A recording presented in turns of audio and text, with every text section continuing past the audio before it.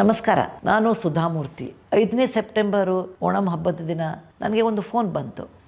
ಅದರಲ್ಲಿ ಟ್ರೂ ಕಾಲರ್ದಲ್ಲಿ telecommunication department government of India ಅಂತ ಇತ್ತು. ನನಗೆ ಟೆಲಿಕಮ್ಯುನಿಕೇಷನ್ ಡಿಪಾರ್ಟ್ಮೆಂಟ್ನ ಹಿಂದೆ ಒಂದು ಯಾವುದೋ ಬೋರ್ಡ್ ಮೇಲೆ ನೀವು ಬರ್ತೀರಾ ಅಂತ ಕೇಳಿದರು. ನಾನು ಆಗೋದಿಲ್ಲ ಅಂದಿದ್ದೆ. ಬಹುಶಃ ಇನ್ನೊಂದು ಸರ್ತಿ ಅವ್ರು ಕೇಳಿದ್ದಾರೆ ಅಂತ ಇಟ್ಕೊಂಡು ನಾನು ಫೋನು ಎತ್ತಿದರೆ ಆಚೆಗೆ ಒಂದು ಹುಡುಗನ ಧ್ವನಿ ಬಂತು. ನಿಮ್ಮ ನಂಬರು ಇದೇನಾ? ನಾನು ಹೌದು ಅಂದೆ.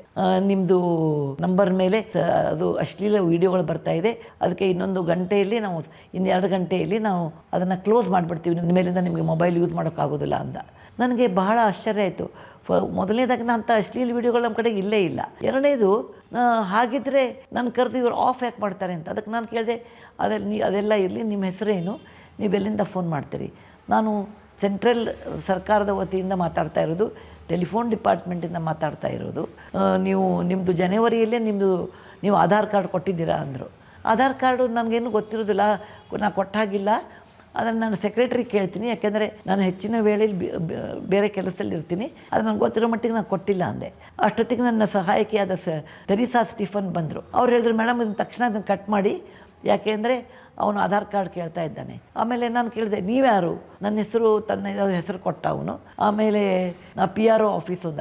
ಆತನ ಮಾತಿನ ವರಸೆನೇ ಬಹಳ ರಫ್ ಆಗಿತ್ತು. ನಾನು ಇಂಥ ರಫ್ ಮಾತಾಡೋನು PRO ಇರ್ತಾನ ಅಂದ್ಕೊಂಡೆ. ಹಾಗೆ ಅಂದ್ಕೊಂಡು ನಾನು ಅದನ್ನು ಟೆಲಿಫೋನು ಕಟ್ ಮಾಡಿದೆ.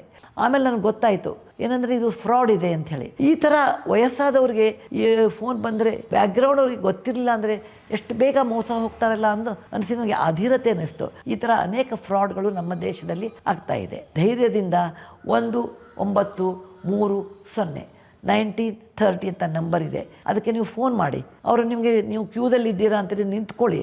ಅವ್ರು ತಿರ್ಗಾ ನಿಮ್ಮನ್ನು ಕೇಳ್ತಾರೆ. ಅವ್ರು ಪ್ರತಿಯೊಂದು ನೀವು ಹೇಳಬೇಕಾಗುತ್ತೆ. ಅವ್ರಿಗೆ ಹೇಳಿ. ಎಲ್ಲರಿಗೂ ಇದು ನಾನು ಒಂದು ಎಚ್ಚರಿಕೆ ಹೇಳ್ತಾ ಇದ್ದೀನಿ.